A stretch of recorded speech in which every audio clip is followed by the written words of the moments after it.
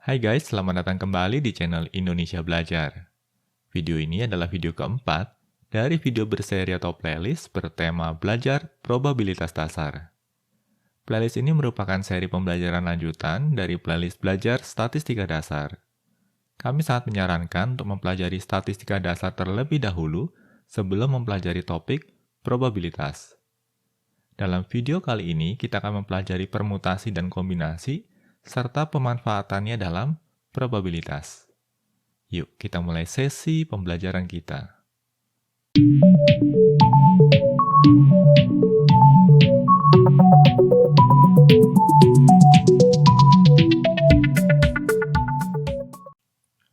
Oh ya guys, sekadar mengingatkan, bagi kalian yang belum subscribe di channel Indonesia Belajar ini, pastikan kalian untuk subscribe dan aktifkan juga tombol loncengnya. Karena di tiap minggunya, kami selalu menyajikan video-video pembelajaran terbaru seputar dunia IT. Jadi, pastikan kalian untuk stay tune terus di channel Indonesia Belajar ini. Dan bagi kalian yang mendapatkan manfaat dari video ini, jangan lupa untuk memberikan like pada videonya. Di sini kita akan awali sesi pembelajaran dengan memahami apa yang dimaksud dengan permutasi. Permutasi adalah pengaturan urutan penyusunan sekumpulan objek unik atau yang tidak mengandung duplikasi. Permutasi dari sekumpulan n objek dapat diformulasikan sebagai faktorial dari n.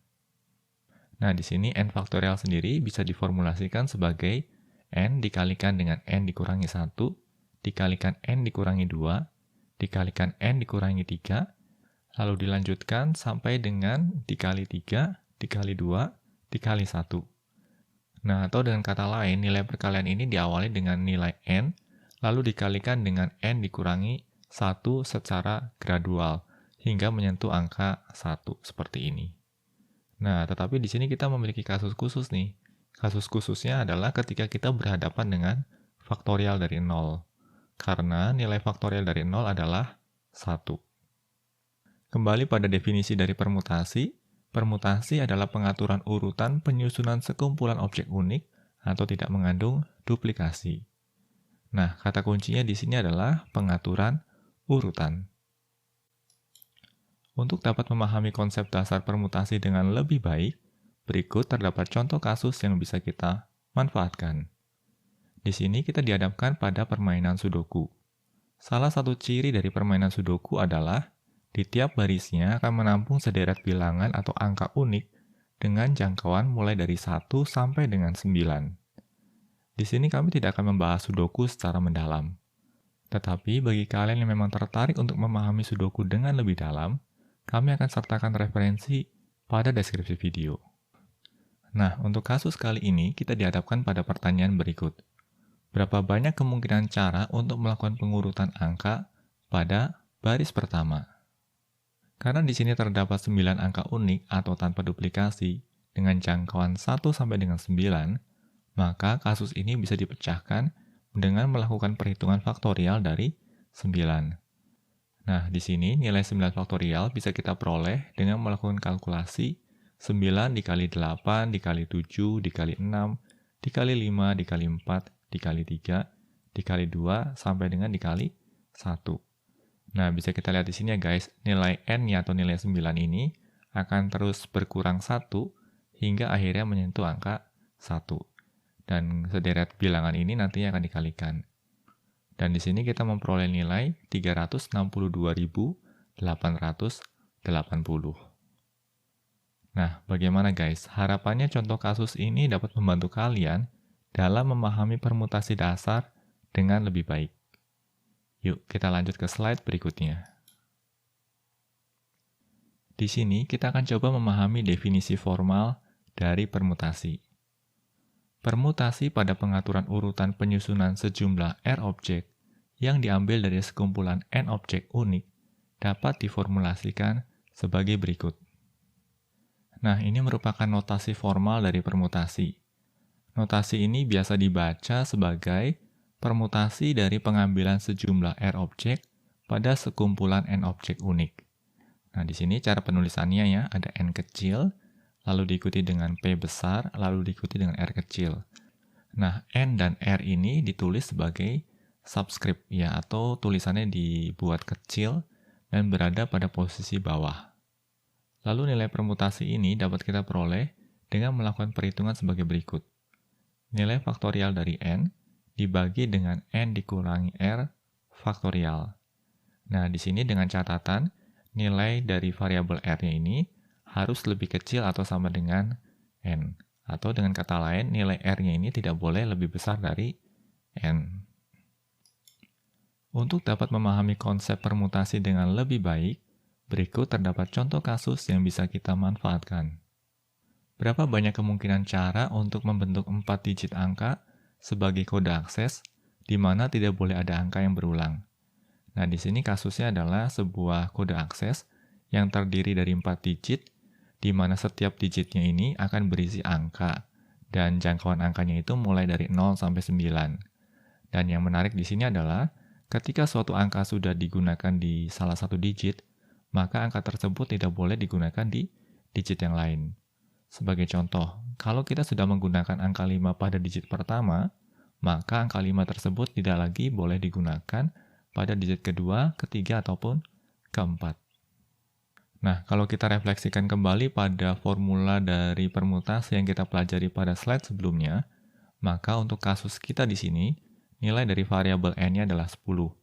Dan ini merepresentasikan total jumlah angka unik yang dapat digunakan. Dalam hal ini angkanya mulai dari 0 sampai 9. Lalu berikutnya, r-nya atau nilai dari variabel r ini, kita bisa beri nilai 4. Karena di sini kita mau mempasangkan atau mengurutkan 4 deret digit bilangan. Sehingga permutasinya dapat dirumuskan sebagai berikut. Permutasi dari pengambilan 4 bilangan pada sekumpulan 10 bilangan unik.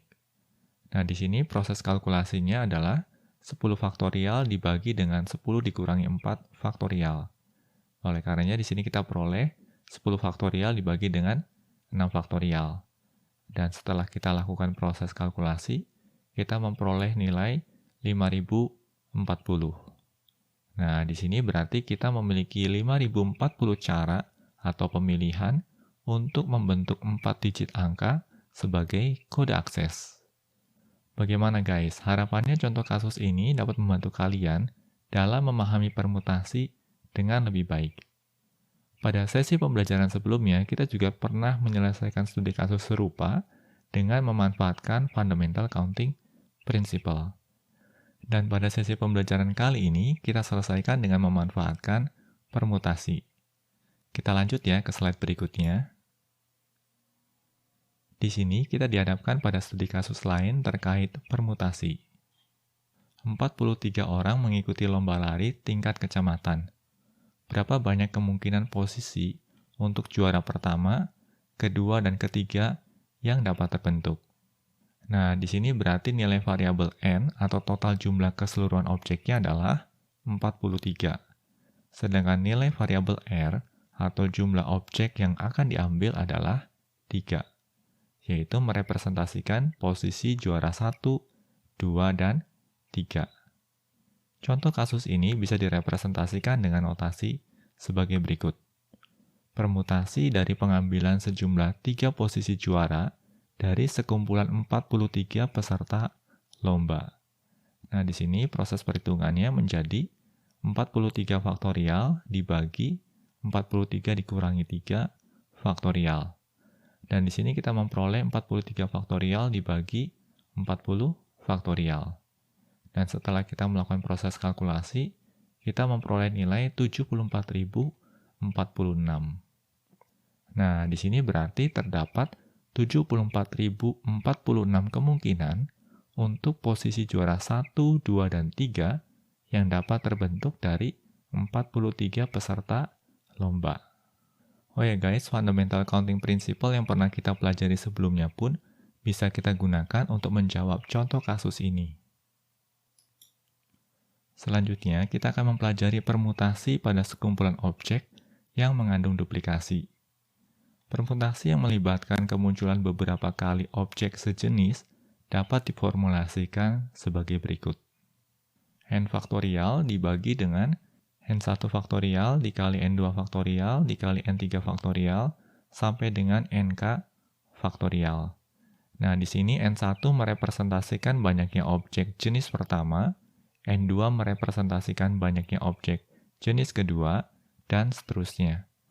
Sehingga nilai penjumlahan N1, N2, N3 sampai dengan N ke K adalah N, di mana N ini merepresentasikan total jumlah keseluruhan objek. Untuk dapat memahami konsep permutasi dengan duplikasi, berikut terdapat contoh kasus yang bisa kita manfaatkan. Semisal kita dihadapkan pada sekumpulan deret huruf sebagai berikut. A, A, A, A, B, B, C. Berapa banyak cara untuk melakukan pengurutan deret huruf tersebut? Nah, di sini pertama-tama kita perlu identifikasi terlebih dahulu jumlah huruf A. Di sini jumlah huruf A-nya ada 4, lalu jumlah huruf B-nya atau NB-nya ada 2, dan terakhir jumlah huruf C-nya ada 1. Berarti di sini kita sudah memperoleh NA, NB, dan NC. Dan total keseluruhan jumlah huruf yang tersedia ada 7, ya, karena 4 ditambah 2 ditambah 1. Lalu berikutnya kita bisa menggunakan formulasi yang kita pelajari di slide sebelumnya, di mana perhitungannya menjadi N faktorial dibagi NA faktorial dikali NB faktorial dikali NC faktorial. Sehingga hasilnya adalah 7 faktorial dibagi 4 faktorial dikali 2 faktorial dikali 1 faktorial. Dan dari proses kalkulasi kita memperoleh nilai 105. Dengan kata lain, terdapat 105 opsi atau pilihan untuk merangkai sekumpulan huruf yang kita miliki di sini. Nah, bagaimana guys? Harapannya contoh kasus ini dapat membantu kalian dalam memahami permutasi dengan lebih baik. Kita lanjut ke slide berikutnya ya. Nah, di sini kita dihadapkan pada studi kasus lain terkait permutasi. Sebuah perusahaan pengembang perumahan ditugaskan untuk melakukan pembangunan 6 unit rumah 1 lantai, 4 unit rumah 2 lantai, dan 2 unit rumah 3 lantai. Nah, berarti dengan kata lain di sini kita bisa identifikasi N untuk 1 lantai ada 6, N untuk 2 lantai ada 4, dan N untuk 3 lantai ada 2. Lalu pertanyaannya adalah, bila setiap rumah dibangun secara berurutan, berapa banyak cara pengurutan bangunan rumah yang mungkin terbentuk? Nah, dari pertanyaan yang ada di sini, kita bisa identifikasi bahwa pengurutan sangat diperhatikan. Oleh karenanya, di sini kita bisa memanfaatkan permutasi. Nah, kasus ini bisa kita jawab atau bisa kita selesaikan dengan memanfaatkan formula yang baru saja kita pelajari sebelumnya. Berarti di sini perhitungannya adalah N faktorial dibagi dengan N1 lantai faktorial dikali N2 lantai faktorial dikali N3 lantai faktorial. Dan kita peroleh di sini 12 faktorial dibagi dengan 6 faktorial dikali 4 faktorial dikali 2 faktorial. Dan kita memperoleh nilai 13.860. Nah, berarti di sini terdapat 13.860 opsi atau pilihan untuk melakukan pengaturan urutan bangunan rumah. Kita lanjut ya ke slide berikutnya. Pada slide ini, kita akan coba memahami kombinasi. Kombinasi adalah pemilihan sejumlah R objek dari sekumpulan N objek tanpa memperhatikan urutan. Kami ulangi sekali lagi ya di sini. Kombinasi adalah pemilihan sejumlah R objek dari sekumpulan N objek tanpa memperhatikan urutan. Nah, kata kuncinya di sini adalah tanpa memperhatikan urutan. Kombinasi untuk pengambilan sejumlah R objek dari sekumpulan N objek unik dapat diformulasikan sebagai berikut. Di sini ada N kecil, C, lalu R kecil. Ya, N dan R-nya juga sama, dituliskan dengan huruf kecil, dan diposisikan sebagai subscript. Lalu proses perhitungannya bisa kita lakukan dengan N faktorial dibagi dengan N dikurangi R faktorial, dikali dengan R faktorial. Nah, di sini dengan catatan, nilai dari variabel R-nya harus lebih kecil sama dengan N. Atau dengan kata lain, nilai dari variabel R-nya tidak bisa atau tidak boleh lebih besar dari nilai dari variabel N-nya. Untuk dapat memahami konsep kombinasi dengan lebih baik, berikut terdapat contoh kasus yang bisa kita manfaatkan. Pemerintah kota memiliki 5 buah taman kota, yaitu A, B, C, D, dan E, yang membutuhkan instalasi lampu taman.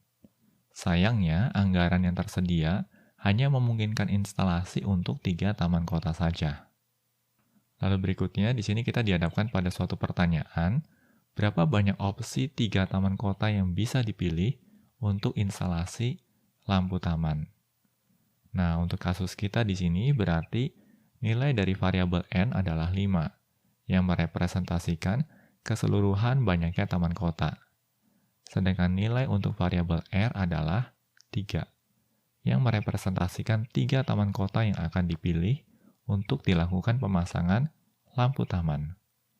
Kasus ini bisa diekspresikan sebagai kombinasi pemilihan 3 taman kota dari keseluruhan 5 taman kota. Maka proses perhitungannya menjadi seperti ini. 5 faktorial dibagi dengan 5 dikurangi 3 faktorial, lalu dikali 3 faktorial, sehingga menghasilkan nilai 10, seperti ini. Nah, di sini kita mendapati terdapat 10 opsi untuk instalasi taman kota. Nah, di sini bisa kita lihat ya, ke-10 opsi taman kota yang akan dipilih untuk dipasang lampu taman. Pilihan pertama adalah taman A, B, dan C. Lalu pilihan kedua adalah taman A, B, dan D. Lalu pilihan ketiga adalah taman A, B, dan E. Lalu berikutnya taman A, C, dan D, dan seterusnya. Nah, sewaktu kita memilih pilihan yang pertama, berarti yang akan dipasangi lampu taman adalah taman A, B, dan C. Artinya taman D dan E tidak akan dipasangi lampu taman. Dan bisa nampak di sini ya, untuk kasus kombinasi ABC, BCA, ataupun CBA, akan dipandang sebagai opsi yang sama, karena kombinasi tidak memperhatikan urutan. Nah, bagaimana guys? Harapannya kasus ini dapat membantu kalian dalam memahami kombinasi dengan lebih baik. Kita lanjut ya ke slide berikutnya. Di sini kita dihadapkan pada studi kasus lain terkait kombinasi. Suatu proyek pembangunan bendungan menyelenggarakan lelang untuk menunjuk 4 perusahaan pengembang. Terdapat 16 perusahaan pengembang yang berpartisipasi dalam proses lelang. Pertanyaannya adalah, berapa banyak kombinasi dari 4 perusahaan pengembang yang akan ditunjuk? Nah, untuk kasus ini berarti nilai dari variabel N adalah 16, yang merepresentasikan banyaknya perusahaan pengembang yang berpartisipasi dalam proses lelang. Sedangkan nilai untuk variabel R adalah 4, yang merepresentasikan banyaknya perusahaan pengembang yang akan ditunjuk melalui proses lelang. Kasus ini bisa diekspresikan sebagai kombinasi penunjukan 4 perusahaan pengembang dari 16 perusahaan yang terdaftar sebagai peserta lelang. Sehingga proses perhitungannya menjadi seperti ini. 16 faktorial dibagi dengan 16 dikurangi 4 faktorial, lalu dikali dengan 4 faktorial. Dan di sini kita memperoleh nilai 1820. Nah, nilai ini menunjukkan bahwa terdapat 1820 kombinasi untuk pemilihan 4 perusahaan pengembang. Nah, sewaktu kita mempelajari permutasi dan kombinasi, mungkin sebagian dari kalian ada yang mulai bertanya-tanya, apa perlunya mempelajari permutasi dan kombinasi sewaktu mempelajari probabilitas? Nah, beberapa studi kasus yang akan kita bahas di sini, harapannya bisa memberikan jawaban atas pertanyaan tersebut. Kita akan pelajari studi kasus pertama terlebih dahulu. Suatu unit kegiatan mahasiswa beranggotakan 17 orang. Terdapat 3 orang yang menduduki posisi sebagai ketua, sekretaris, dan bendahara. Setiap anggota memiliki kesempatan yang sama untuk menduduki ketiga posisi tersebut. Lalu pertanyaannya di sini adalah, berapa probability untuk memilih 3 orang anggota secara acak dan ketiganya menduduki posisi sebagai ketua, sekretaris, dan bendahara? Nah, untuk kasus ini berarti nilai dari variabel N adalah 17 yang merepresentasikan banyaknya anggota. Sedangkan nilai untuk variabel R adalah 3 yang merepresentasikan posisi ketua, sekretaris, dan bendahara. Kasus ini bisa diekspresikan atau diformulasikan sebagai permutasi bagi ketiga orang anggota dari total keseluruhan 17 anggota untuk menduduki posisi sebagai ketua, sekretaris, dan bendahara. Dan di sini proses kalkulasinya menjadi 17 faktorial dibagi 17 dikurangi 3 faktorial. Dan hasilnya adalah 4080. Atau dengan kata lain di sini kita mendapati bahwa terdapat 4080 pilihan untuk posisi ketua, sekretaris, dan bendahara. Dan probability untuk memilih 3 orang anggota secara acak dan ketiganya menduduki posisi sebagai ketua, sekretaris, dan bendahara dapat diformulasikan sebagai berikut. Probability dari event E ini kita bisa peroleh dengan cara 1 dibagi 4080. Dan di sini kita memperoleh nilai 0,0002. Karena nilai probability dari event ini lebih kecil dari 0,05, maka kita bisa simpulkan bahwa event ini adalah unusual event. Nah, bagaimana guys? Harapannya contoh kasus ini dapat membantu kalian untuk memahami peranan permutasi dalam probabilitas. Kita lanjut ya ke slide berikutnya. Di sini kita dihadapkan pada studi kasus terkait pemanfaatan kombinasi dalam probabilitas. Berapa probability untuk mendapatkan keseluruhan diamonds dari pengambilan 5 kartu pada tumpukan playing cards yang terdiri dari 52 kartu. Karena pada kasus ini urutan kartu tidak diperhatikan, maka kita bisa memanfaatkan kombinasi, di mana kita bisa formulasikan sebagai kombinasi dari pengambilan 5 kartu pada tumpukan 52 kartu. Selanjutnya, kita juga coba identifikasi opsi apa saja yang mungkin terbentuk dari 5 buah kartu diamond. Kita tahu bahwa total terdapat 13 kartu dengan motif diamond. Oleh karenanya, ini bisa kita formulasikan sebagai kombinasi dari pengambilan 5 buah kartu diamonds pada sekumpulan 13 kartu diamonds. Dan probabilitasnya bisa dirumuskan sebagai berikut. Nilai probability dari event E bisa kita peroleh dengan melakukan kalkulasi total kombinasi yang mungkin terbentuk dari 5 kartu diamonds dibagi dengan kombinasi yang mungkin terbentuk dari pengambilan 5 kartu. Nah, di sini kita peroleh nilai 0,0005. Karena nilai probability dari event ini lebih kecil dari 0,05, maka kita juga bisa simpulkan bahwa event ini adalah event yang unusual atau unusual event. Nah, bagaimana guys? Harapannya contoh kasus ini dapat membantu kalian untuk memahami peranan kombinasi dalam probabilitas. Kita lanjut ke slide berikutnya ya. Di sini kita dihadapkan pada studi kasus lain terkait pemanfaatan kombinasi dalam probabilitas. Dari kumpulan 400 bola tenis, diketahui terdapat 3 bola tenis yang cacat produksi. Lalu dilakukan pengambilan 4 bola secara acak. Pertanyaannya adalah, berapa probability untuk mendapatkan 1 bola yang cacat produksi? Nah, berarti di sini probabilitas untuk mendapatkan 1 bola atau tepat 1 bola yang cacat produksi dari total pengambilan 4 buah bola secara acak. Pada kasus ini bisa kita pahami bahwa urutan tidak diperhatikan. Artinya kita bisa memanfaatkan kombinasi. Pertama-tama di sini kita perlu mencari tahu kombinasi yang mungkin terbentuk dari pengambilan 4 bola pada sekumpulan 400 bola. Nah, angka ini akan kita gunakan sebagai nilai pembagi dalam perhitungan probabilitas. Selanjutnya, kita juga perlu mencari tahu kombinasi yang mungkin terbentuk dari pengambilan 1 buah bola cacat produksi dengan mengetahui terdapat total 3 bola yang cacat produksi. Nilai kombinasi tersebut akan kita kalikan dengan nilai kombinasi dari pengambilan 3 buah bola yang tidak cacat produksi pada sekumpulan 397 bola yang tidak cacat produksi. Hasil perkalian keduanya akan kita bagi dengan nilai pembagi yang sebelumnya sudah kita definisikan. Dan di sini kita peroleh nilai probabilitas 0,03. Atau dengan kata lain, probability untuk mendapatkan 1 bola yang cacat produksi dari pengambilan 4 bola secara acak adalah 0,03 atau 3%. Nah, bagaimana guys? Harapannya contoh kasus ini dapat makin memperdalam pemahaman kalian. Demikian pembahasan terkait permutasi dan kombinasi, serta pemanfaatannya dalam probabilitas. Materi yang disampaikan dalam video ini terbilang padat. Oleh karenanya, silakan untuk melakukan pause ataupun pengulangan video untuk dapat memahami materi yang disampaikan dengan lebih baik. Semoga pembahasan dalam video ini dapat membantu kalian dalam mempelajari dasar ilmu statistika dan probabilitas. Pastikan juga untuk terus mengikuti materi-materi pembelajaran terkait lainnya di channel ini.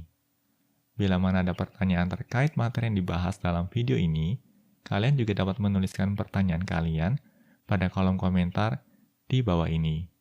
Kami akan selalu berusaha untuk merespons setiap pertanyaan yang kalian ajukan. Oke guys, semoga video ini bermanfaat bagi kita semua. Jangan lupa untuk komen, like, share, dan subscribe tentunya, karena ini akan membantu kami untuk terus menghasilkan materi-materi pembelajaran berkualitas lainnya. Salam Indonesia Belajar, banyak belajar biar bisa bantu banyak orang.